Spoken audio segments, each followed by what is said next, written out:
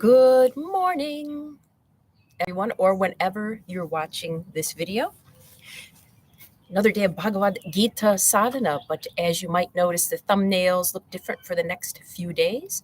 That's because it is the festival of spring, Navaratri. And we are going to be looking at how the divine feminine, which is celebrated during these 9 days, is incorporated in the Bhagavad Gita. The Bhagavad Gita seems very masculine heavy. Many of the characters named are masculine. Krishna and Arjun are represented as embodied as men. The soldiers are men, but the divine feminine plays a very key part. We'll look at 9 aspects of the divine feminine in the Gita as we celebrate this wonderful way to honor Mother Nature, which, if you saw the eclipse yesterday, I'm humbled by Mother Nature again and again and again.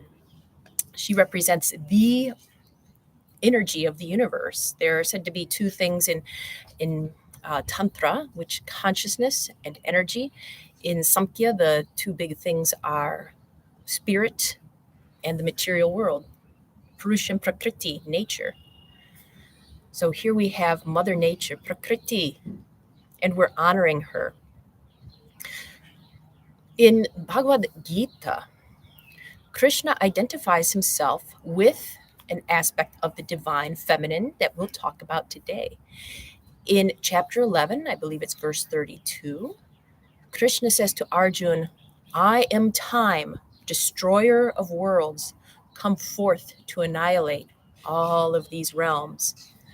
And further he says, "Arjun, even without your help, everything around you, all these people that you face, they will cease to exist." Time, Kala. The feminine embodiment of time, Kali. And this is who we kind of kick off Navaratri by acknowledging. Now, in the tradition I was brought up in, Durga is the overarching representation of various qualities of the divine feminine. But each 3 nights, we focus on a specific aspect of her. And then actually each day we could go and get even a little more minute. But we're going to stick with today being a day of Kali. So Durga, we'll talk about this more because we'll talk about Durga coming up. Overarching embodiment of the divine feminine, Kali, the embodiment of time. And she wears skulls, signifying that despite our ego's thoughts, our face often represents our ego. This is how we portray ourselves to the world, how others see us. Over time, that's going to fall away, and only the bones of who we were will truly remain, and those will disintegrate over time. And she wears a skirt of arms representing our actions in the world and how they will also fade away from the memory of this world. So I'm wearing red today. And remember, you can check that graphic from the first day and on our workshops page. Every day a different color. Tomorrow is blue, like a more royal blue. So think of that, blue tomorrow. But today is red. Kali is associated with blood. It is said that when she was formed because there was a demon, and whenever his blood was spilled, just more of him would spring up. He wouldn't die. And Kali came forth to save the world by taking the blood into her mouth, this red blood. And blood is associated with our fear of time and death. Anyhow, so my shirt is red. This is a new shirt, never been worn before, and it says, "Thank you, Tito." He is the manager for the Cleveland Guardians, and he was quite a good manager for a number of years. And I remember, you may never have heard of him, even though he's got a lot of popularity and fame in this sphere and in Major League Baseball, but you may never have heard of him. And just so, we have it. Guess what? In a couple decades, probably he'll just be a note in the history books. Few people will remember him in person. He'll seem like a legend. And then after a while, when baseball is no longer thought of, sorry, Deb Smith, poof, he'll be gone from memory. And that happens to us. We have to accept this. Kali can be our friend because she can teach us that instead of striving for fame, glory, and compromising our principles, no, it's all going to fade away. Just be true to yourself. Don't worry about the mask you put on. Don't worry about what you're trying to achieve.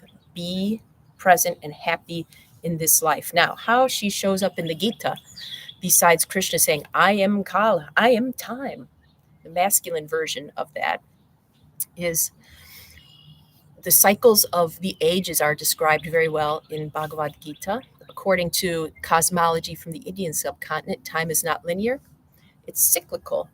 And the incarnations of Vishnu, the preserver, often happen at the juncture of these ages to preserve what's necessary from the previous age of the world and take it into the next.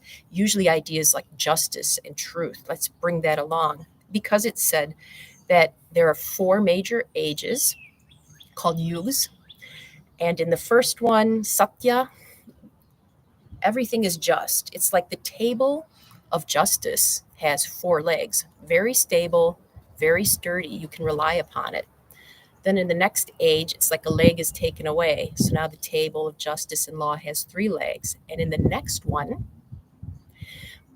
which is where this junction, the avatar of Ram, another aspect of Vishnu, was said to appear. So at this junction, between the table having 3 legs and then the table having 2, Ram appears to try to bring justice to the next age, to preserve the knowledge that's needed to keep going. Well, Krishna, it said, appears right when the table with 2 legs is about to be a table with 1 leg. When justice, law, treating each other well, respect for each other, respect for elders, respect for the environment is just out the window, is gone. I don't know if that sounds familiar, but that age is Kali Yuga. And it's very fearsome. It's said to be the hardest age, but just like if you listened about the eclipse yesterday, when it's dark, when the sun is totally gone, if we do a spiritual practice at that time, it's magnified. If we do spiritual practice in this age of Kali Yuga, it's much more powerful than if we do it in any of the previous yugas, because it's easy to access justice, law, and truth in previous ages, but in this age, it's hard. It's hidden. We see this now with the development of AI and deepfakes. Where's the truth? Where is it? The good news is we'll cycle back around to the age of truth, the golden age, soon enough. But until then, we can honor Kali, time. So today, when we do our practices, if you'd like, you can do Kali mudra. Index fingers pointing. We've done this before, if it looks familiar. I think it was right back around day 80. Okay. Like Anjali mudra, fingers interlace, and then the index fingers are the only ones extended. And for more power, fingers point right at the throat. This is said to help us realize truth. And when we meditate, if you wish, you can contemplate your relationship to time, or we'll have mantra every day. I'm going to try to keep it simple, and there are some really simple yet horribly powerful ones. So we can think of a formula that can be used. No, we're going to do something different. Sorry. This is also a formula that can be used throughout Navaratri. So Maha, which is great, and then the aspect of the divine feminine being honored, which today is Kali, and then Ki and Jaya. Jaya means victory. Jaya. Maha Kali Ki Jaya. That can be your mantra if you so desire. Victory to the great Kali. Actually, we're just acknowledging the victory she already has, because time does indeed conquer all. Let's do it.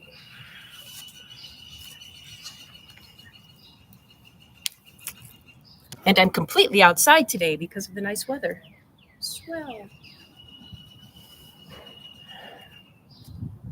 This reminds me that if you have trouble doing the practice standing, do it from a chair. Why not?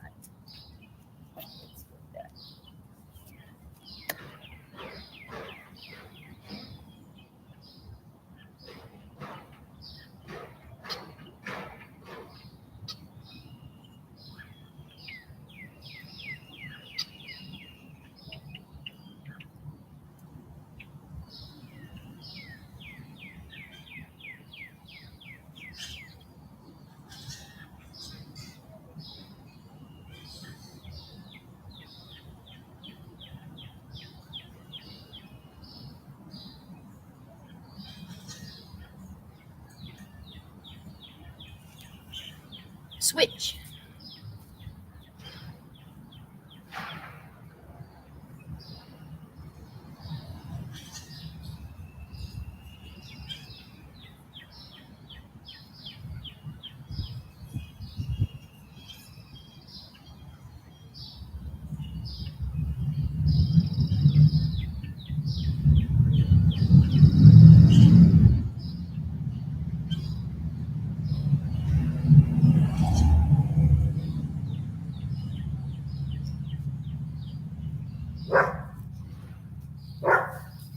Wonderful. Now the meditation, you can use that mudra again if you'd like. Remember Maha Kali Ki Jaya, or if you're like, that's too much to remember, just Kali. Kali. See you in 5. Whoop.